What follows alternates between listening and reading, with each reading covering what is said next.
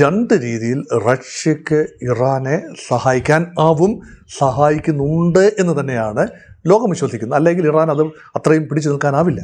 Russia ഒരു വലിയ ഫാക്ടറാണ്. ഇറാൻ്റെ യുദ്ധം നീണ്ടുപോകാൻ, ഇറാൻ പരമാവധി ദിവസം കീഴടങ്ങാതെ പിടിച്ചു നിൽക്കാൻ, അല്ലെങ്കിൽ അനന്തമായി നീട്ടിക്കൊണ്ടു പോകാൻ റഷ്യയുടെ സഹായം കൂടിയേ തീരൂ.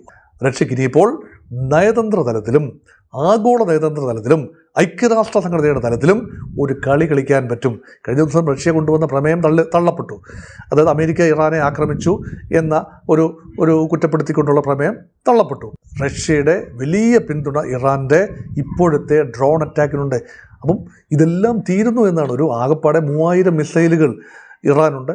ഇത് റഷ്യയുടെ യുദ്ധം കൂടിയായി മാറിയിരിക്കുന്നു. ലോകക്രമം ഇങ്ങനെ അമേരിക്ക നയിക്കുന്ന ഒരു ക്രമം ബെല്ലും ബ്രേക്കുമില്ലാതെ പോകുന്നതിനോട് റഷ്യക്കും ചൈനയ്ക്കും താല്പര്യമില്ല. റഷ്യയും ഇറാനും തമ്മിലുള്ള ബന്ധത്തേക്കാൾ കൂടുതലാണ് ഒരു കണക്കിൽ ചൈനയും ഇറാനും തമ്മിലുള്ള വ്യാപാര ബന്ധം. ചൈന യുദ്ധരംഗത്തേക്ക് കൊണ്ടുവരാൻ ആരും ആഗ്രഹിക്കില്ല. ചൈനയും ആഗ്രഹിക്കില്ല, അമേരിക്കയും ആഗ്രഹിക്കില്ല. അപ്പോൾ പിന്നെ ചൈന ഒരു വെയിറ്റിംഗ് ഗെയിമാണ്. ഇറാനെ പരമാവധി മാനസികമായി തകരാതെ മോട്ടിവേറ്റ് ചെയ്ത് നിർത്തുകയും പരമാവധി ഇറാൻ്റെ യുദ്ധം ഏത് ഘട്ടം വരെ പോകുമെന്ന് നോക്കി നിൽക്കുകയും. അതുകൊണ്ട് ഉത്തര കൊറിയയ്ക്ക് ഒരു നിബന്ധനയും ബാധകമല്ല. അതുകൊണ്ടാണ് ഈ യുദ്ധം വന്നപ്പോൾ വ്യക്തമായ നിലപാടെടുത്തു, ഞങ്ങൾ ഇറാൻ്റെ പക്ഷത്താണ്. ഹോർമൂസ് കടലിടുക്കിൽ ഇറാൻ കടുത്ത ഉപരോധവും ആക്രമണവും തുടരുന്നതിനിടെ പസഫിക് മഹാസമുദ്രത്തിലെ അവാച്ച ഗൾഫിൽ റഷ്യയുടെ വമ്പൻ നാവികാഭ്യാസം. റഷ്യയുടെ പസഫിക് ഫ്ലീറ്റാണ് ലോകശ്രദ്ധയാകർഷിച്ച അഭ്യാസ പ്രകടനം നടത്തിയത്. MPK-107 എന്ന ആന്റി സബ്മറൈൻ വാർഷിപ്പ് അടക്കം പുറത്തെടുത്തായിരുന്നു ഈ പരേഡെന്ന് വിദേശമാധ്യമങ്ങൾ റിപ്പോർട്ട് ചെയ്യുന്നു. ഇറാനുമായി US-ഉം ഇസ്രയേലും യുദ്ധം നടത്തുന്നതിനിടെയാണ് റഷ്യൻ നേവിയുടെ ശക്തി പ്രകടനം ലോക ശ്രദ്ധ ആകർഷിക്കുന്നത്. ഇതോടെ ശത്രുക്കളുടെ അന്തർവാഹിനികളെ പിന്തുടരാനും ഇല്ലാതാക്കാനും രൂപകൽപ്പന ചെയ്തിരിക്കുന്ന അത്യാധുനിക യുദ്ധക്കപ്പൽ റഷ്യ ഇറാന് നൽകുമോ, റഷ്യ നേരിട്ടിറങ്ങുമോ എന്ന അഭ്യൂഹങ്ങൾ രാജ്യാന്തര മാധ്യമങ്ങളിൽ വാർത്തയായി വരുന്നുമുണ്ട്. ഡോക്ടർ മോഹൻ വർഗീസ് ഒപ്പം ചേരുന്നു. സർ, ശരിക്കും റഷ്യ ഇറാന് വേണ്ടി കളത്തിലിറങ്ങിയോ? ഇങ്ങനെ ചോദിക്കാൻ ഒരു പ്രധാന കാരണം കഴിഞ്ഞ ദിവസം വന്ന CNN-ന്റെ ഒരു റിപ്പോർട്ടാണ്. റഷ്യ ഡ്രോൺ യുദ്ധതന്ത്രങ്ങൾ ഇറാന് കൈമാറുന്നതായാണ് ആ റിപ്പോർട്ടിൽ പറയുന്നത്. നേരത്തെയും റഷ്യ ഇറാനുമായി രഹസ്യാന്വേഷണ വിവരങ്ങൾ പങ്കുവെക്കുന്നതായി റിപ്പോർട്ടുകൾ ഉണ്ടായിരുന്നു. എന്നാൽ യുദ്ധം തുടങ്ങിയതോടെ അതിന്റെ സ്വഭാവത്തിൽ മാറ്റം വന്നതായാണ് CNN-ന്റെ റിപ്പോർട്ടിൽ സൂചിപ്പിക്കുന്നത്.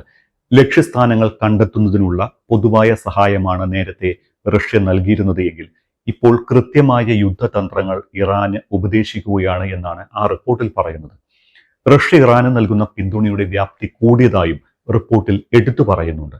ശരിക്കും അമേരിക്കയുടെ കണക്കുകൂട്ടലുകൾ തെറ്റിച്ചു റഷ്യയും? ഇറാന്റെ യുദ്ധത്തിന് പിന്നിലെ ബുദ്ധി കേന്ദ്രം ആര്? ഇവിടെ നിന്ന് വരുന്നു ഇറാന് ഈ പോരാട്ട വീര്യം? രണ്ടുത്തരങ്ങളാണ്. ഒന്ന്, ആഭ്യന്തരമായി ഉണ്ടാകുന്ന ഒരു രാജ്യം അളമുട്ടി നിൽക്കുകയാണ്. ഭരണകൂടം നശിപ്പിക്കാനായി വൈദേശിക ശക്തികൾ ശ്രമിക്കുന്നു. ആഭ്യന്തരമായി നിലനിൽപ്പിന് വേണ്ടിയുള്ള വലിയ പോരാട്ടത്തിലാണ്, അന്തിമ പോരാട്ടത്തിലാണ്. അപ്പോൾ അതിന് ലഭിക്കുന്ന ഒരു ഊർജം വളരെ വലുതാണ്. അതാണ് ഒന്ന്. രണ്ട്, അത് മാത്രം മതിയാകുമോ? ഇല്ല. അങ്ങനെയെങ്കിൽ പുറത്തുനിന്ന് സഹായം ആവശ്യമുണ്ട്. അവിടെയാണ് റഷ്യയുടെ റോൾ. ഇപ്പോൾ ഇറാൻ്റെ വ്യോമ പ്രതിരോധ സംവിധാനം വീക്കാണ്. കാരണം അവർക്ക് ഏറിയൽ സുപ്പീരിയോറിറ്റി നേടിയെടുക്കാൻ കഴിയുന്നില്ല. അവരുടെ വിമാനങ്ങൾക്ക് ആ രീതിയിലുള്ള പ്രഹരശേഷിയില്ല. വിമാനങ്ങൾ പറന്നുയരാൻ പോലും കഴിയുന്നില്ല. വ്യോമതാവളങ്ങളിൽ വെച്ച് തന്നെ ഇറാനിയൻ വിമാനങ്ങൾ ബോംബ് ചെയ്യപ്പെടുകയാണ്. പറക്കാൻ പോലും ആവുന്നില്ല. അതുപോലെ ഇറാന് ഒരു രീതിയിലും ഈ ആകാശങ്ങളിലൂടെ വരുന്ന യുദ്ധത്തിൽ ഒരുപാട് വീഴ്ചകൾ സംഭവിക്കുന്നു, ഒരുപാട് ഈ പ്രതിസന്ധി നേരിടുന്നു. പക്ഷേ രണ്ട് രീതിയിൽ റഷ്യക്ക് ഇറാനെ സഹായിക്കാൻ ആവും, സഹായിക്കുന്നുണ്ട് എന്ന് തന്നെയാണ് ലോകം വിശ്വസിക്കുന്നത്. അല്ലെങ്കിൽ ഇറാൻ അത് അത്രയും പിടിച്ചു നിൽക്കാനാവില്ല. ഒന്ന്, ഇറാൻ്റെ നിർണായക കേന്ദ്രങ്ങളിലേക്ക് വരുന്ന മിസൈലുകൾ അത് മുൻകൂട്ടി തടയാൻ ആവുന്നില്ല. അല്ലെങ്കിൽ അയത്തുള്ള അലി ഖൊമൈനി വധിക്കപ്പെടില്ലായിരുന്നു. അപ്പോൾ റഷ്യ അത് പ്രിയം ചെയ്യാൻ കഴിഞ്ഞിട്ടില്ല. പക്ഷേ പിന്നീടുള്ള പല ആക്രമണങ്ങൾക്കും സാധ്യത ഏറിയൽ ഒബ്ജക്റ്റ് ട്രാക്ക് ചെയ്യാൻ റഷ്യയോളം പോകുന്ന ഒരു ടെക്നോളജിക്കൽ പവർ വേറെ ഇല്ല. അത് കൃത്യമായി ഇറാൻ സമയാസമയങ്ങളിൽ ഇറാന് നേരെ വരുന്ന ഏറിയൽ ഒബ്ജക്റ്റിനെ കുറിച്ചുള്ള വിവരങ്ങൾ കൈമാറാൻ സാധിക്കും. അതേപോലെ തന്നെ അമേരിക്കയുടെയും ഇസ്രയേലിൻ്റെയും നാവിക വ്യൂഹങ്ങൾ എവിടെയാണ് കൃത്യമായി പൊസിഷൻ ചെയ്തിരിക്കുന്നത്, അത് സാറ്റലൈറ്റ് ഇമേജിങ്ങിലൂടെ, ഏറിയൽ സർവൈലൻസിലൂടെ, റെക്കഗ്നൈസൻസ് ഫ്ലൈറ്റുകളിലൂടെ ഒക്കെ അത് കുറേയൊക്കെ സാധിക്കും. ഇറാൻ സാധിക്കുന്നതിനേക്കാൾ വളരെ മെച്ചമായി ഇറാൻ്റെ ചുറ്റുമുള്ള സേനാ വിന്യാസത്തെക്കുറിച്ച്, എവിടെയെല്ലാമാണ് കോൺസെൻട്രേഷൻ ഓഫ് ആംസ്, എവിടെയെല്ലാമാണ് ആക്രമണ സജ്ജരായി വിമാനങ്ങൾ, കപ്പലുകൾ, മിസൈലുകൾ അതെല്ലാം ഉള്ളത്, ഇതൊക്കെ കൃത്യമായി സൂചിപ്പിക്കാൻ കഴിയും. അതാണൊന്ന്. രണ്ട്, അതെല്ലാം തന്നെ ഇറാൻ്റെ പ്രതിരോധം ഉറപ്പിക്കാൻ തങ്ങളാലാവുന്നത്, അത് മാത്രം കൊണ്ട് പറ്റില്ല. കാരണം അതുകൊണ്ടാണ് ഇറാനിൽ വലിയ നാശനഷ്ടങ്ങൾ ഉണ്ടാകുന്നത്. അപ്പോഴും ഈ വ്യോമകവചം ഇസ്രായേലിനുള്ളതുപോലെ ഒരു അയൺ ഡോം സംവിധാനം ഇറാനില്ല. ഈ റഷ്യ തന്നെ കൊടുത്ത S-300, S-400 സംവിധാനങ്ങളുണ്ട്. അതുകൊണ്ടാണ് കുറേയൊക്കെ പിടിച്ചു നിൽക്കുന്നത്. പക്ഷേ അതൊക്കെ ഈ വളരെ ദുർബലമാണ്. കാരണം എണ്ണത്തിൽ വളരെ കുറവാണ്. ഇറാൻ തന്നെ വികസിപ്പിച്ചെടുത്ത തദ്ദേശീയമായ സംവിധാനങ്ങൾ, മിസൈൽ പ്രതിരോധ സംവിധാനങ്ങൾ അത്ര ഫലപ്രദവുമല്ല. അതുകൊണ്ടാണ് near dominance in the air as far as America and Israel are concerned. പക്ഷേ ഇറാൻ ഇപ്പോൾ പ്രത്യാക്രമണം നടത്തുന്നു. ആദ്യ ദിവസങ്ങളിൽ നടത്തിയതിനേക്കാൾ കൂടുതൽ വ്യക്തതയോടെ, കൂടുതൽ കൃത്യതയോടെ ഗൾഫ് രാജ്യങ്ങളിലെ അമേരിക്കൻ താവളങ്ങൾക്ക് നേരെ, ഇറാഖിലെ അമേരിക്കൻ താവളത്തിന് നേരെ, ഇർബിലെ ഉൾപ്പെടെ താവളത്തിന് നേരെ, അമേരിക്കൻ റേഡാർ സംവിധാനങ്ങൾക്ക് നേരെ ആക്രമണം കൃത്യതയോടുകൂടി നടത്തി. ഇപ്പോൾ 10 ആക്രമണം നടത്തുമ്പോൾ 2-3 എണ്ണമാകും ഉദ്ദേശിക്കുന്ന ഈൽഡ് ലഭിക്കുന്നത്, അല്ലെങ്കിൽ ഒന്നെങ്കിലും ആ ഉദ്ദേശിക്കുന്ന ഫലം ലഭിക്കുന്നു. അതിന് ഇറാൻ്റെ ടെക്നോളജി മാത്രം പോരാ എന്ന് ചിന്തിക്കുന്നവരാണ് അനേകം. അവിടെ റഷ്യയുടെ പിന്തുണ, ആക്രമണത്തിനുൾപ്പെടെ നേരിട്ട് റഷ്യ ഇടപെടുന്നില്ല എങ്കിൽ പോലും, റഷ്യൻ വിമാനങ്ങളോ റഷ്യൻ നേരിട്ടുള്ള ഇടപാടുകളോ ഒന്നും തന്നെയില്ല. പക്ഷേ ഇറാൻ്റെ പ്രഹരത്തിന് കൃത്യത നൽകാൻ റഷ്യയുടെ ഗൈഡൻസ് സംവിധാനത്തിന് കഴിയുന്നു എന്ന് പലരും കാണുന്നു. അതുകൊണ്ടാണ് റഷ്യ ഒരു വലിയ ഫാക്ടറാണ്. ഇറാൻ്റെ യുദ്ധം നീണ്ടുപോകാൻ, ഇറാൻ പരമാവധി ദിവസം കീഴടങ്ങാതെ പിടിച്ചു നിൽക്കാൻ, അല്ലെങ്കിൽ അനന്തമായി നീട്ടിക്കൊണ്ടു പോകാൻ റഷ്യയുടെ സഹായം കൂടിയേ തീരൂ. അതോടൊപ്പം തന്നെ ലോക വ്യവസ്ഥയിൽ ഇപ്പോൾ ഏറെ ഊറിച്ചിരിക്കുന്ന രാജ്യം റഷ്യയാണ്. അമേരിക്കയ്ക്ക് ഇപ്പോൾ റഷ്യയെ ആവശ്യമുണ്ട്. എന്തുകൊണ്ടാണ്? ഊർജ പ്രതിസന്ധി വല്ലാതെ കൂടിക്കഴിഞ്ഞാൽ ലോകം മുഴുവൻ, സമസ്ത ലോകവും അതിന് കാരണക്കാരനായ അമേരിക്കയ്ക്കെതിരെ തിരിയും. അതുകൊണ്ട് അമേരിക്കയിലെ വൻതോതിലുള്ള ഓയിൽ റിസർവ്സ് പുറത്തേക്ക് റിലീസ് ചെയ്യാൻ തീരുമാനമെടുത്തു കഴിഞ്ഞു. അത് വൻപൻ റിസർവാണ്. ജർമ്മനിയിലുള്ള, ഓസ്ട്രിയയിലുള്ള റിസർവ്സിൻ്റെ ഒരു നല്ല പങ്ക് ലോക വിപണികളിലേക്ക് എത്തിക്കുകയാണ്. അതുകൊണ്ടും ലോകത്തിൻ്റെ ഇപ്പോഴത്തെ ക്രൂഡ് ഓയിൽ ആവശ്യം പൂർത്തീകരിക്കാനാവില്ല. അതുകൊണ്ട് റഷ്യയോട് ഇപ്പോൾ അമേരിക്കയ്ക്ക് പറയേണ്ടി വരുന്നു, അല്ല എങ്കിൽ ലോകരാജ്യങ്ങൾക്ക് ഒരു സൂചന, ഇന്ത്യക്കുൾപ്പെടെ സൂചന നൽകേണ്ടി വരുന്നു. തൽക്കാലത്തേക്ക്, 1 മാസത്തേക്ക് റഷ്യയിൽ നിന്നും നിങ്ങൾ എണ്ണ വാങ്ങിക്കൊള്ളൂ, ഒരു ഉപരോധവുമില്ല. അപ്പോൾ റഷ്യൻ ഓയിൽ കമ്പനികൾക്ക് ചിരിക്കരുതോ? റഷ്യക്ക് ഊറിച്ചിരിക്കരുതോ? പുട്ടിന് ആഹ്ലാദിക്കരുതോ? എന്തുകൊണ്ടാണ്? എന്തായി റഷ്യക്കെതിരെയുള്ള ഉപരോധം? ഒരു നിർണായക ഘട്ടം വരുമ്പോൾ റഷ്യക്ക് വൻതോതിൽ അവരുടെ കെട്ടിക്കിടക്കുന്ന എണ്ണ വിൽക്കാൻ കഴിയുന്നു. വൻ നേട്ടമല്ലേ റഷ്യയെ സംബന്ധിച്ചിടത്തോളം? അതുമാത്രമല്ല, ഇപ്പോൾ $100 മുകളിലേക്ക് ബ്രണ്ട് ക്രൂഡ് ഓയിലിൻ്റെ വില കുതിച്ചിരിക്കുന്നു. അപ്പോൾ റഷ്യക്ക് കൺസെഷണൽ റേറ്റിൽ ലോകത്തിന് എണ്ണ കൊടുക്കേണ്ട ഗതികേടില്ല. ഉപരോധം മറികടത്തുകൊണ്ട് ഇന്ത്യ ഉൾപ്പെടെയുള്ള രാജ്യങ്ങളുമായി വലിയ ഉദാര വ്യവസ്ഥിതിയിൽ എണ്ണ കൊടുക്കേണ്ടതില്ല. ഒരു 5% പ്രീമിയത്തിൽ എണ്ണ വിൽക്കാൻ കഴിയുന്നു. അതുമാത്രമല്ല, റഷ്യൻ കപ്പലുകൾ ലോകത്തിൻ്റെ പല ഭാഗത്തെ കടലുകളിൽ നങ്കൂരമിട്ടിരിപ്പുണ്ട്, എണ്ണ കപ്പലുകൾ. അതിൻ്റെ എണ്ണ പല തുറമുഖങ്ങളിലേക്ക്, ലോകത്തിൻ്റെ ഇന്ത്യയും ചൈനയും ഉൾപ്പെടെയുള്ള പല രാജ്യങ്ങൾ തുറമുഖങ്ങളിലേക്ക് റഷ്യൻ എണ്ണക്കപ്പലുകൾക്ക് ഒരു ഉപരോധവുമില്ലാതെ കടന്നു വരാവുന്ന സാഹചര്യം വന്നിരിക്കുന്നു. അപ്പോൾ റഷ്യ ഊറിച്ചിരിക്കുന്നു. അതുമാത്രമല്ല, റഷ്യക്ക് ഇനിയിപ്പോൾ നയതന്ത്ര തലത്തിലും, ആഗോള നയതന്ത്ര തലത്തിലും, ഐക്യരാഷ്ട്ര സംഘടനയുടെ തലത്തിലും ഒരു കളി കളിക്കാൻ പറ്റും. കഴിഞ്ഞ ദിവസം റഷ്യ കൊണ്ടുവന്ന പ്രമേയം തള്ളപ്പെട്ടു. അതായത് അമേരിക്ക ഇറാനെ ആക്രമിച്ചു എന്ന ഒരു കുറ്റപ്പെടുത്തിക്കൊണ്ടുള്ള പ്രമേയം തള്ളപ്പെട്ടു. അത് സ്വാഭാവികമായി സംഭവിക്കാവുന്നതാണ്. അതേസമയം റഷ്യ തന്ത്രപരമായി വിട്ടുനിന്നു. ഇറാൻ ഗൾഫ് രാജ്യങ്ങളെ ആക്രമിച്ചത്, ഇറാനെ കുറ്റപ്പെടുത്തുന്ന പ്രമേയത്തിന് എതിരായി റഷ്യ വോട്ട് ചെയ്തില്ല. പക്ഷേ തന്ത്രപരമായി റഷ്യയും ചൈനയും ഐക്യരാഷ്ട്ര സംഘടനയുടെ സെക്യൂരിറ്റി കൗൺസിലിൽ വോട്ടെടുപ്പിൽ വിട്ടുനിന്നു. അപ്പോൾ റഷ്യയുടെ മനസ്സെങ്ങോട്ട് എന്നത് കൃത്യമായിട്ടറിയാം. അതുകൊണ്ട് റഷ്യയുടെ സഹായമില്ലാതെ, അപ്പോൾ നയതന്ത്ര തലത്തിൽ സൈനിക രഹസ്യങ്ങൾ, സൈനിക ടെക്നോളജി, സൈനിക കൃത്യമായ വിവരങ്ങൾ, ഇൻ്റലിജൻസ് കൈമാറുന്ന രീതിയിൽ ഇറാന് ഒരു വളരെ വലിയ മുതൽക്കൂട്ടാണ് റഷ്യ എന്ന് നിസ്സംശയം പറയാം. പശ്ചിമേഷ്യയിലെ US താവളങ്ങൾക്കെതിരായ ആക്രമണത്തിൽ ഇറാന്റെ കുന്തമുന ഷാഹിദ് ഡ്രോണുകളാണ്. ഉക്രൈൻ യുദ്ധത്തിൽ റഷ്യയുടെ കരുത്തും ഇതേ ഷാഹിദ് ഡ്രോണുകളാണ്. ഇതേക്കുറിച്ച് റിപ്പോർട്ടുകളും പുറത്തു വന്നിട്ടുണ്ട്. ഇറാൻ രൂപകൽപ്പന ചെയ്തതാണ് ഷാഹിദ് ഡ്രോണുകൾ. പിന്നീട് റഷ്യ ഇവ വൻതോതിൽ നിർമ്മിക്കാനും തുടങ്ങി എന്നത് മറ്റൊരു കാര്യം. അപ്പോൾ ഉക്രൈനെതിരെയുള്ള ആക്രമണത്തിൽ നിന്നും പഠിച്ച പാഠങ്ങളും പുതുതായി ആവിഷ്കരിച്ച യുദ്ധതന്ത്രങ്ങളുമാണ് റഷ്യ ഇറാനുമായി പങ്കിടുന്നത് എന്നാണ് ഇന്റലിജൻസ് വൃത്തങ്ങളെ ഉദ്ധരിച്ച് CNN റിപ്പോർട്ടിൽ സൂചിപ്പിച്ചിരിക്കുന്നത്. അതുകൊണ്ടാണോ ഇറാന്റെ സംവിധാനങ്ങൾ എല്ലാം തകർത്തു എന്ന് അമേരിക്ക പറഞ്ഞിട്ടും ഇറാൻ ഇപ്പോഴും ലക്ഷ്യം തെറ്റാതെ ആക്രമണം നടത്തുന്നത്? ഈ ഷാഹിദ് കാറ്റഗറിയിലുള്ള ഡ്രോണുകൾ ഒറിജിനലി ഡിസൈൻ ചെയ്തതും വികസിപ്പിച്ചെടുത്തതും ഇറാനാണ്. കാരണം ഇറാൻ്റെ ഒരു സെക്യൂരിറ്റി പാരഡൈംസിൽ മിസൈലുകൾ ആൻഡ് ഡ്രോൺസ് അത് വിമാനങ്ങളല്ല. വിമാനങ്ങൾ നശിപ്പിക്കപ്പെടുമെന്നറിയാം. കാരണം അതുകൊണ്ട് വിമാനങ്ങൾക്ക് വേണ്ടി ഈ ഇറാൻ കാര്യമായി തുക ചെലവഴിച്ചില്ല. പരമ്പരാഗതമായി പഴഞ്ചൻ വിമാനങ്ങളാണ് ഇറാനുള്ളത്. അത്യന്താധുനിക സംവിധാനമുള്ള ഇറാനിയൻ വിമാനങ്ങൾ ഇല്ലെന്ന് തന്നെ പറയാം.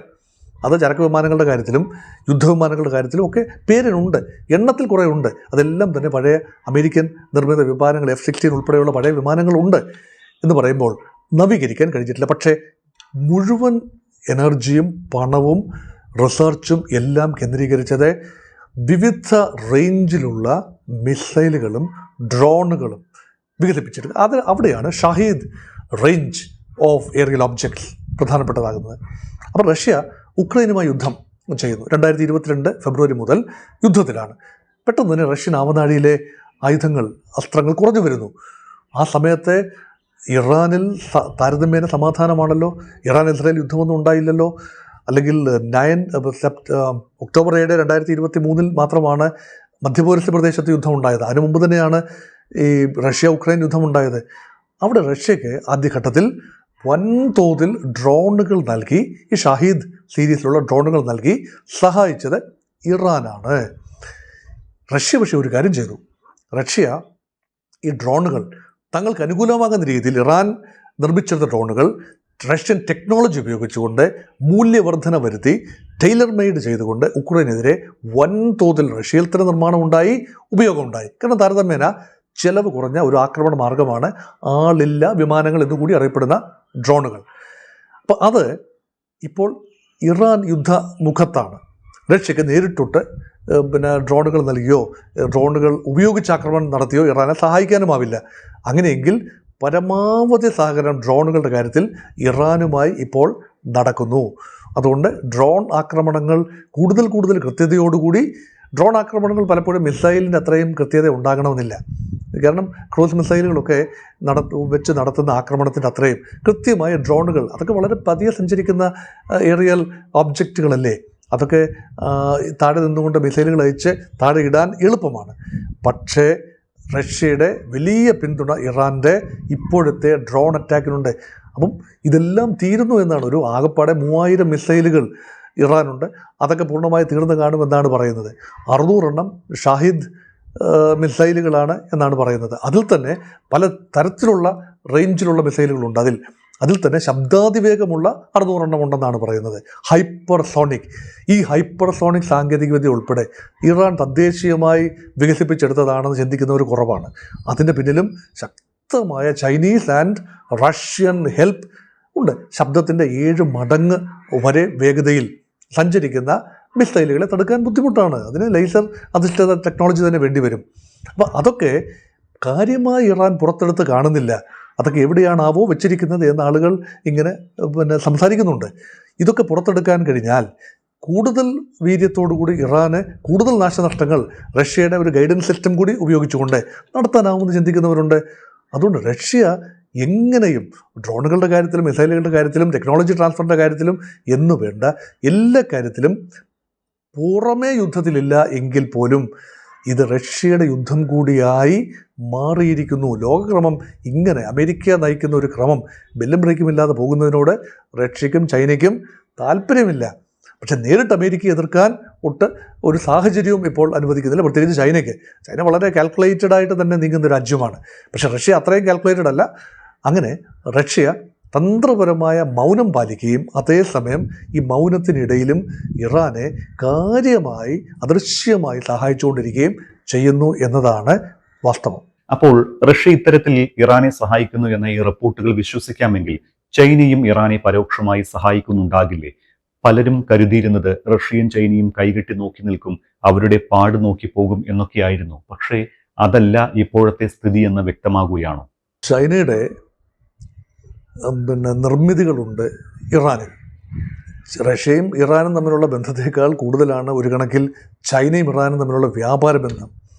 ഇപ്പോൾ റഷ്യക്ക് ഇറാന് എണ്ണ വിൽക്കാനാവില്ല, എണ്ണ ഇറാനിലുണ്ട്. റഷ്യയിലേക്ക് കാര്യമായി ഒന്നും തന്നെ ഇറാനിൽ നിന്ന് കയറ്റുമതി ചെയ്യാനും ആവില്ല. ഈന്തപ്പഴങ്ങളും അങ്ങനെയൊക്കെ ചില കാര്യങ്ങളുണ്ടാവും. പക്ഷേ ചൈനയുമായി അങ്ങനെയല്ല. ചൈനയുമായി വലിയ കയറ്റുമതിയാണ്, അത് എണ്ണ തന്നെയാണ്. ഇപ്പോൾ ചൈനയെ സംബന്ധിച്ചിടത്തോളം ചൈനയുടെ എണ്ണ വാങ്ങലിൻ്റെ വലിയ കേന്ദ്രങ്ങൾ 2 ഇപ്പോൾ നഷ്ടപ്പെട്ടു പോയിരിക്കുന്നത്. ഒന്ന് വെനിസ്വലയാണ്. അവിടെ നിക്കോളാസ് മഡൂറോയുടെ ഭരണകൂടം ഉണ്ടായിരുന്നപ്പോൾ ഏറ്റവും അധികം വെനിസ്വലൻ എണ്ണ കൊണ്ടുപോയിരുന്നത് ചൈനയാണ്. ഇറാൻ്റെ വിൽപ്പന, എണ്ണ വിൽപ്പനയുടെ, അതായത് ക്രൂഡ് ഓയിൽ വിൽപ്പനയുടെ 80% പോയിരുന്നത് ചൈനയിലേക്കാണ്. അപ്പം ചൈന വലിയ ഒരു അന്തരാള അവസ്ഥയിലാണ്. ഒരു തീരുമാനമെടുക്കേണ്ടി വരും. യുദ്ധത്തിലേക്ക് പ്രവേശിക്കാനാവില്ല, കാരണം ചൈനയുടെ നയം അങ്ങനെയാണ്. ആഭ്യന്തരമായ ശക്തി പരമാവധി സമാഹരിക്കുക, മറ്റ് യുദ്ധങ്ങളിൽ അനാവശ്യമായി ഇടപെടാതിരിക്കുക. അതുകൊണ്ട് മറ്റ് രാജ്യങ്ങൾ, റഷ്യയും അമേരിക്കയും ഒക്കെ മുൻകാലങ്ങളിൽ കാണിച്ച അബദ്ധമൊന്നും കാട്ടാതിരിക്കുക, ഇതൊക്കെ ചൈനയുടെ പോളിസിയാണ്. അതുകൊണ്ട് നേരിട്ട് യുദ്ധരംഗത്തേക്ക് വരാൻ ആവില്ല. പക്ഷേ ഉപരോധം ഭേദിക്കാൻ ഇറാൻ ഇപ്പോൾ അകപ്പെട്ടിരിക്കുന്ന പത്മവ്യൂഹം ഭേദിച്ചുകൊണ്ട് ഇറാനെ ആത്യന്തികമായി ഉപരോധക്കുരുക്കിൽ നിന്ന്, യുദ്ധത്തിൽ നിന്ന് മാത്രമല്ല ഉപരോധക്കുരുക്കിൽ നിന്നും രക്ഷിച്ചെടുക്കാൻ റഷ്യയ്ക്കും കഴിയും, ചൈനയ്ക്കും കഴിയും. ഞാൻ കഴിഞ്ഞൊരു ദിവസം ഒരു വീഡിയോയിൽ സൂചിപ്പിച്ചതുമാണ്. ചൈനീസ് കപ്പലുകൾക്ക് ഇറാൻ അനുമതി നൽകി പേർഷ്യൻ ഗൾഫിലേക്ക് പ്രവേശിക്കാൻ, ഹോർമുസ് കടലിടുക്ക് കടന്ന് പേർഷ്യൻ ഗൾഫിലേക്ക് സപ്ലൈയുമായി പ്രവേശിക്കാൻ. ഇറാനിലേക്കുള്ള സപ്ലൈ അല്ല, സൗദിയിലേക്കും UAE-യിലേക്കും ഒക്കെയുള്ള സപ്ലൈ. ആത്യന്തികമായി അവർക്ക് ചൈനീസ് ഉൽപ്പന്നങ്ങൾ വേണ്ടി വരില്ലേ? പഴവും പച്ചക്കറിയും ഉൾപ്പെടെയുള്ള കാര്യങ്ങൾ വേണ്ടി വരില്ലേ? ചൈനീസ് കപ്പലുകളെ ഇറാൻ ആക്രമിക്കില്ല. അപ്പം ഇതുവരെ ചൈന അങ്ങനെ ഒരു സാഹസം കാട്ടിയില്ല. ഇറാൻ അങ്ങനെയൊക്കെ പറയും, പക്ഷേ ആക്രമിച്ചാൽ എന്ത് ചെയ്യും? മൈനിൽ തട്ടി തകർന്നാൽ എന്ത് ചെയ്യും? ചൈന അങ്ങനെയൊന്നും ചെയ്തില്ല, പക്ഷേ ചെയ്ത് കൂടായികയില്ല. നിഗമനം ഇതാണ്: ആത്യന്തികമായി ഉപരോധം ഭേദിക്കാൻ, ഈ ചക്രവ്യൂഹം ഭേദിക്കാൻ ചൈനയ്ക്ക് ചിലത് ചെയ്യാനാവും. യുദ്ധത്തിൽ ഏർപ്പെടുക എന്നതല്ലല്ലോ അർത്ഥം. അപ്പോൾ പിന്നെ ചൈനയുടെ വെസൽസിനെ അമേരിക്കയ്ക്ക് ആക്രമിക്കേണ്ടി വരുമോ? വരില്ല. അങ്ങനെയുണ്ടെങ്കിൽ ചൈന നേരിട്ട് യുദ്ധരംഗത്തേക്ക് വരും. ചൈനയെ യുദ്ധരംഗത്തേക്ക് കൊണ്ടുവരാൻ ആരും ആഗ്രഹിക്കില്ല. ചൈനയും ആഗ്രഹിക്കില്ല, അമേരിക്കയും ആഗ്രഹിക്കില്ല. അപ്പോൾ പിന്നെ ചൈന ഒരു വെയിറ്റിംഗ് ഗെയിമാണ്. ഇറാനെ പരമാവധി മാനസികമായി തകരാതെ മോട്ടിവേറ്റ് ചെയ്ത് നിർത്തുകയും പരമാവധി ഇറാൻ്റെ യുദ്ധം ഏത് ഘട്ടം വരെ പോകുമെന്ന് നോക്കി നിൽക്കുകയും, അത് ഒരു ഘട്ടം കടന്ന് മുന്നോട്ട് പോവുകയാണെങ്കിൽ ചൈനയുടെ സ്ട്രാറ്റജിക് ഇൻട്രസ്റ്റാണ് എനർജി സെക്യൂരിറ്റി. ഇന്ത്യക്കുള്ളതുപോലെ തന്നെയുള്ള എനർജി സെക്യൂരിറ്റി ചൈനയ്ക്കുമുണ്ട്. അത് വല്ലാതെ ഗതിമുട്ടുകയാണെങ്കിൽ ചൈനയ്ക്ക് ചില ഉപരോധം ഭേദിച്ചുകൊണ്ട് വൻതോതിൽ ചൈനീസ് എണ്ണക്കപ്പലുകൾ ഗൾഫ് രാജ്യങ്ങളിലേക്ക് കടക്കാമെന്നേ പറയുന്നുള്ളൂ, കടക്കുമെന്നല്ല, കടക്കാം. അപ്പോഴത്തേക്ക് സൗദിയൊക്കെ മാറി ചിന്തിക്കും, തങ്ങളുടെ എണ്ണ വിൽക്കണമല്ലോ, തങ്ങളുടെ വിഭവങ്ങൾ വിൽക്കണമല്ലോ, തങ്ങൾക്ക് ഇങ്ങോട്ട് സപ്ലൈ എത്തണമല്ലോ. അപ്പോൾ പിന്നെ ഉപരോധം. അപ്പോൾ റഷ്യൻ കപ്പലുകൾക്കും ചൈനീസ് കപ്പലുകൾക്കും മാത്രമേ വരാൻ പറ്റൂ. ഇന്ത്യൻ കപ്പലുകൾക്ക് ഒരുപക്ഷെ ഇന്ത്യ പ്രത്യേകമായി നെഗോഷിയേറ്റ് ചെയ്യുന്നുണ്ട്. കഴിഞ്ഞ ദിവസം ഇന്ത്യൻ പ്രധാനമന്ത്രിയും ഇറാനിയൻ പ്രസിഡന്റ് മസൂദ് പെസഷ്കിയാനും തമ്മിൽ ചർച്ച ചെയ്ത കൂട്ടത്തിൽ ഇക്കാര്യം ഉണ്ടെന്നാണ്. ഇന്ത്യൻ കപ്പലുകൾ 28 എണ്ണമാണ് ഗൾഫിൽ അകപ്പെട്ടു പോയിരിക്കുന്നത്, പേർഷ്യൻ ഗൾഫിൽ അകപ്പെട്ടു പോയിരിക്കുന്നത്. അവ പുറത്തേക്ക് വരണം. എണ്ണക്കപ്പലുകൾ 2 എണ്ണം പുറത്തേക്ക് വന്നു. യുദ്ധം തുടങ്ങി കഴിഞ്ഞതിന് മൂർധന്യത്തിലെത്തുന്നതിന് മുമ്പ്, ഹോർമോസ് അടയ്ക്കുന്നതിന് മുൻപ് 2 എണ്ണക്കപ്പലുകൾ ഇന്ത്യയുടെ പുറത്തേക്ക് വന്നു. പക്ഷേ അത് പോരാതെ വരും. അതുകൊണ്ടാണ് യഥാർത്ഥത്തിൽ ഇന്ത്യ ഒരു നിലപാട് ആത്യന്തികം എടുക്കേണ്ടി വരും. ചൈന തുടങ്ങുന്നു, റഷ്യ ശക്തമായി നിൽക്കുന്നു, ഇന്ത്യ കൂടി രംഗത്ത് വരും എന്നൊക്കെയുള്ള പ്രതീക്ഷ ഇറാനുണ്ട്. അത് അസംഭവ്യമായ കാര്യമൊന്നുമല്ല. കാരണം ഗൾഫ് രാജ്യങ്ങൾ ഉൾപ്പെടെ സ്വീകരിക്കാൻ തയ്യാറാണ് എങ്കിൽ, പൂർണ്ണമായി സ്വീകരിക്കാൻ തയ്യാറാണെങ്കിൽ എന്തുകൊണ്ടായിക്കൂടാ? ഇതാണ് ചിന്ത. നമ്മൾ ഉത്തര കൊറിയയുടെ കാര്യം നേരത്തെ ചർച്ച ചെയ്തതാണെങ്കിൽ കൂടി ഈ ഇറാൻ യുദ്ധത്തിൽ ഉത്തര കൊറിയ ആർക്കൊപ്പമാണ്? നിലവിലെ സാഹചര്യത്തിൽ യുദ്ധത്തിൽ പങ്കാളിയാകാൻ ഏറ്റവും യോഗ്യനാണ് ഉത്തര കൊറിയൻ ഏകാധിപതി കിം ജോങ് ഉൻ. ആണവായുധമുണ്ട്, സൈനിക ശേഷിയുണ്ട്, പോരാട്ടത്തിന് കടുത്ത അമേരിക്കൻ വിരോധീയമാണ്. ഇറാനെതിരായ ആക്രമണത്തെ ഉത്തര കൊറിയ ശക്തമായി അപലപിച്ചിട്ടുമുണ്ട്. ഇറാന്റെ പുതിയ പരമോന്നത നേതാവായി തെരഞ്ഞെടുക്കപ്പെട്ട മുജ്തബ ഖമീനിക്ക് പൂർണ്ണ പിന്തുണയും പ്രഖ്യാപിച്ചു. ഇറാന്റെ തീരുമാനത്തെ കിം ജോങ് ഉൻ പിന്തുണയ്ക്കുന്നതായി ഉത്തര കൊറിയൻ സ്റ്റേറ്റ് മീഡിയ കഴിഞ്ഞ ദിവസം വ്യക്തമാക്കുകയും ചെയ്തതാണ്. പക്ഷേ എന്തുകൊണ്ടാണ് ഉത്തര കൊറിയ നേരിട്ട് യുദ്ധത്തിനിറങ്ങാത്തത്? ഇറാനുമായും റഷ്യയുമായും ചൈനയുമായും നല്ല ബന്ധമുണ്ടല്ലോ ഉത്തര കൊറിയയ്ക്ക്. ഇറാൻ അനുകൂലമായി ഏറ്റവും വ്യക്തതയോടെ ഒരു നിലപാടെടുത്ത രാജ്യമാണ് വലിയ ട്രാക്ക് റെക്കോർഡോ ഇമേജോ ഒന്നുമില്ലാത്ത നോർത്ത് കൊറിയ. കിം ജോങ് ഉന്നിൻ്റെ നോർത്ത് കൊറിയ. അവർക്ക് എന്തും പറയാം. പല അന്താരാഷ്ട്ര നിയമങ്ങളും അവർക്ക് ബാധകമല്ല. വലിയ പ്രോട്ടോക്കോളുകൾ നോക്കാത്ത രാജ്യമാണ്. പലപ്പോഴും ആരെയും കൂസാതെ ആണവായുധം നിർമ്മിച്ച് അമേരിക്കയെ പോലും നിരന്തരം വെല്ലുവിളിച്ച് നിൽക്കുന്ന രാജ്യമാണ്. ചൈനയോ റഷ്യയോ അത് ചെയ്യാറില്ല. പക്ഷേ അതുകൊണ്ട് ഉത്തര കൊറിയയ്ക്ക് ഒരു നിബന്ധനയും ബാധകമല്ല. അതുകൊണ്ടാണ് ഈ യുദ്ധം വന്നപ്പോൾ വ്യക്തമായ നിലപാടെടുത്തു. ഞങ്ങൾ ഇറാൻ്റെ പക്ഷത്താണ്. ഇറാന് പുതിയൊരു നേതൃത്വം വന്നിരിക്കുന്നു, അയത്തുള്ള മുജ്തബ ഖമേനി. ഞങ്ങൾ പൂർണ്ണമായി ഇറാനിയൻ ജനതയുടെ ഭരണകൂടത്തിൻ്റെ തീരുമാനത്തെ അംഗീകരിക്കുന്നു. അദ്ദേഹവുമായി ചേർന്ന് നിന്നുകൊണ്ട് പ്രവർത്തിക്കും. ചേർന്ന് നിന്ന് പ്രവർത്തിക്കുമ്പോഴും ആയുധങ്ങൾ നൽകുകയോ യുദ്ധത്തിൽ പങ്കെടുക്കുകയോ ചെയ്തതായി ഇപ്പോൾ വിവരമില്ല. നോർത്ത് കൊറിയൻ ആയുധങ്ങൾ വൻതോതിൽ ഇറാനിൽ ഇപ്പോൾ എത്താൻ ഒരു വഴിയുമില്ല. ആയുധങ്ങൾ ഏറ്റവും പ്രധാന ആയുധം ആണവായുധമാണ്. അത് ഇറാൻ്റെ കയ്യിൽ എങ്ങനെ എത്തിക്കും? അതെത്താൻ ഒരു വഴിയുമില്ല. എത്രയോ അകലെ കിടക്കുന്ന രാജ്യമാണ്. ലോക ഭൂപടം നോക്കുമ്പോൾ അറിയാം, നോർത്ത് കൊറിയ അങ്ങ് കിഴക്ക് കിടക്കുന്ന, ലോകത്തിൻ്റെ ഏറ്റവും കിഴക്ക് ഭാഗത്ത് കിടക്കുന്ന രാജ്യമാണ്. ഇറാൻ മധ്യപൗരസ്ത്യ പ്രദേശത്തെ പ്രമുഖമായ ഒരു ലാൻഡ് മാസാണ്. അപ്പോൾ കരവഴിയോ ഇപ്പോൾ കടൽ വഴി ഉപരോധം നേരിടുന്ന സമയത്ത് കടൽ വഴിയോ ഒന്നും തന്നെ ആയുധങ്ങളോ ഒന്നും അല്ലാതെ തന്നെ ആണവായുധങ്ങളൊന്നും അങ്ങനെ കപ്പലിൽ വെച്ച് കൊണ്ടുവരാവുന്നൊരു നിലയിലല്ലല്ലോ. അത് നമുക്ക് മനസ്സിലാകുന്ന കാര്യമല്ലേ ഉള്ളൂ. അതുകൊണ്ട് ഇത് പറയാമെന്നല്ലാതെ കാര്യമായി ഒന്നും തന്നെ ചെയ്യാൻ ആവില്ല യഥാർത്ഥത്തിൽ. അതുകൊണ്ട് നോർത്ത് കൊറിയൻ നേതാവ് തൻ്റെ പ്രസക്തി, ലോകത്ത് താൻ പ്രസക്തനാണ്, ട്രംപിനെ ഉൾപ്പെടെ വെല്ലുവിളിക്കാൻ, അമേരിക്കയെ ഉൾപ്പെടെ എക്കാലത്തും വെല്ലുവിളിക്കാനും നിരന്തരം മിസൈൽ പരീക്ഷിക്കാനും എത്ര ഉപരോധം വന്നാലും ശരി ഞങ്ങൾ നോക്കിക്കൊള്ളാം ഞങ്ങളുടെ കാര്യം എന്ന് പറഞ്ഞുകൊണ്ട് കാര്യമായ പോറലില്ലാതെ മുന്നോട്ട് പോകുന്നു. ഒരു റെജിമെൻറ്റഡ് സൊസൈറ്റി അത് നേതൃത്വം നൽകുന്ന ഒറ്റയാൾ, ഒരാൾ തീരുമാനിച്ചാൽ മതി. നോർത്ത് കൊറിയയുടെ തീരുമാനമെന്ന് പറഞ്ഞാൽ ഒരു ഡെമോക്രാറ്റിക് പ്രോസസ്സിലൂടെ അല്ല, മറിച്ച് കിം ജോങ് ഉൻ എന്ന് പറയുന്ന ഏകാധിപതി, അദ്ദേഹം ഒരു വർക്കേഴ്സ് പാർട്ടിയുടെ നേതാവാണ്. അതൊരു കമ്മ്യൂണിസ്റ്റ് പാർട്ടിയാണ്. അപ്പോൾ അദ്ദേഹത്തിൻ്റെ ഗ്രാൻഡ് ഫാദർ ആയിരുന്നു ആ പാർട്ടി തുടങ്ങിയത്. കിം ഉൽ സങ്, അദ്ദേഹത്തിൻ്റെ മകനിലൂടെ ചെറുമകനിലേക്ക് അധികാരം കൈവന്ന ഒരു പ്രത്യേക സംവിധാനമാണ്. അവർക്ക് പറയാനാവും അതേ അഭിപ്രായം റഷ്യക്കോ ചൈനയ്ക്കോ പറയാനാവില്ല. മനസ്സുകൊണ്ട് അവരൊക്കെ ക്രിങ്ക് ആണ്. China, Russia, Iran and north Korea ഒരു അദൃശ്യമായ സഖ്യമാണ്.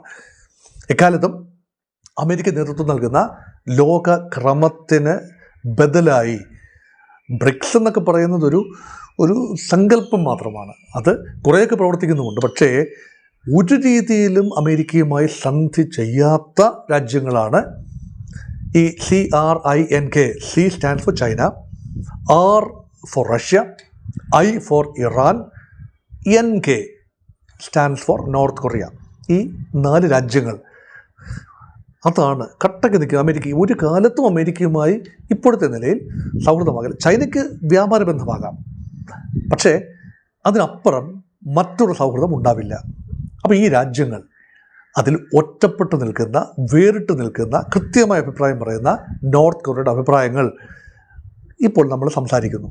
പക്ഷേ ഈ സംസാരിക്കാം എന്നല്ലാതെ, നോർത്ത് കൊറിയയ്ക്ക് വലിയ വായിൽ വർത്തമാനം പറയാമെന്നല്ലാതെ നേരിട്ട് ഇറാന് സഹായം എത്തിക്കാൻ ഒരു വഴിയും കാണുന്നില്ല എന്നതാണ് വാസ്തവം. അത് മാത്രമല്ല, നോർത്ത് കൊറിയ കൂടി ഇറാൻ്റെ പക്ഷത്തേക്ക് വരുന്നു എന്ന് പറയുമ്പോൾ അമേരിക്കൻ പ്രൊപ്പഗൻഡ മെഷീനറിക്ക് വലിയ ഊർജ്ജം ലഭിക്കും. കാരണം അത്ര നല്ല ഒരു ഇമേജുള്ള രാജ്യമല്ല നോർത്ത് കൊറിയ. അവിടുത്തെ വ്യവസ്ഥയെക്കുറിച്ചോ അവിടുത്തെ അടിച്ചമർത്തൽ രീതിയെക്കുറിച്ചോ, റെജിമെൻറ്റഡ് സൊസൈറ്റി, നാവടക്കൂ പണിയെടുക്കൂ എല്ലുമുറിയെ പണിയെടുക്കുന്ന സാധാരണക്കാരായ ആളുകളാണ്. അവിടെ ഭരണവർഗം ചീർത്ത് വീർത്തു വരുന്നു. അതുമാത്രമല്ല ഒരു ജനാധിപത്യ അവകാശങ്ങളുമില്ല. അതേസമയം സൗത്ത് കൊറിയ നോക്കൂ, എത്രയോ പുരോഗതി പ്രാപിച്ച, അഭിപ്രായ സ്വാതന്ത്ര്യമുള്ള, പാശ്ചാത്യ ലോകം പോലെ തന്നെയുള്ള ലോകമാണ് സൗത്ത് കൊറിയ. അപ്പോൾ നോർത്ത് കൊറിയ ഈ വാർ മെഷീനറി മാത്രമാണ് അവിടെ ഉള്ളത്. അപ്പോൾ അതുകൊണ്ട് അങ്ങനെ ഒരു രാജ്യം ഇറാൻ അനുകൂലമായി വരുന്നു എന്ന് പറയുമ്പോൾ മുൻപ് ജോർജ് ബുഷ് സീനിയർ പറഞ്ഞ ഒരു കാര്യം ഓർമ്മ വരുന്നു. തിന്മയുടെ അച്ചുതണ്ട് അല്ലേ, axis of evil, Iran, north Korea and Syria, ഇതിനെ മൂന്നും ചേർന്നാണ് തിന്മയുടെ അച്ചുതണ്ട്, ആക്സിസ് ഓഫ് ഈവിൾ എന്ന നിലയിൽ വിശേഷിപ്പിച്ചത്. അതിൽ അച്ചുതണ്ടിൽ സിറിയ അമേരിക്കൻ പക്ഷത്ത് അല്ലെങ്കിൽ അൽ ഷറായിലൂടെ മറുപക്ഷത്തേക്ക് ചാഞ്ഞു. ഇറാൻ അവിടെ നിൽക്കുന്നു, മുട്ടം വിട്ട് നിൽക്കുന്നു, പ്രതിരോധിച്ച് നിൽക്കുന്നു. നോർത്ത് കൊറിയ എന്നും പറഞ്ഞത് വീണ്ടും പറയുന്നു. അപ്പോൾ വലിയ ഇമേജ് ഒന്നുമില്ല, അതുകൊണ്ട് നോർത്ത് കൊറിയ എന്തും പറയട്ടെ എന്നതായിരിക്കാം അമേരിക്കയുടെ ചിന്ത. ഓക്കെ, എന്തായാലും ഈ ഉത്തര കൊറിയ എന്തുകൊണ്ട് യുദ്ധത്തിന് ഇറങ്ങാത്തത് എന്ന കാര്യത്തിൽ പലരും അഭിപ്രായം ചോദിച്ചതാണ്. കൃത്യമായും അതിനൊരു മറുപടി സാർ നൽകിയിട്ടുമുണ്ട്. ഒപ്പം തന്നെ റഷ്യയുടെ ഈ നിലപാട് മാറ്റത്തിന് പിന്നിലെന്ത് എന്ന കാര്യങ്ങൾ കൃത്യമായി സൂചിപ്പിച്ചു. വളരെയധികം നന്ദി. എന്തായാലും അടുത്ത എപ്പിസോഡിൽ ഞാൻ നേരത്തെ സൂചിപ്പിച്ചതുപോലെ ഈ GCC രാജ്യങ്ങളുടെ ഒരു നിലപാട് എങ്ങനെയായിരിക്കും, അവർ നിലപാട് മാറ്റം വരുത്തുമോ എന്ന കാര്യങ്ങൾ ചർച്ച ചെയ്യാം.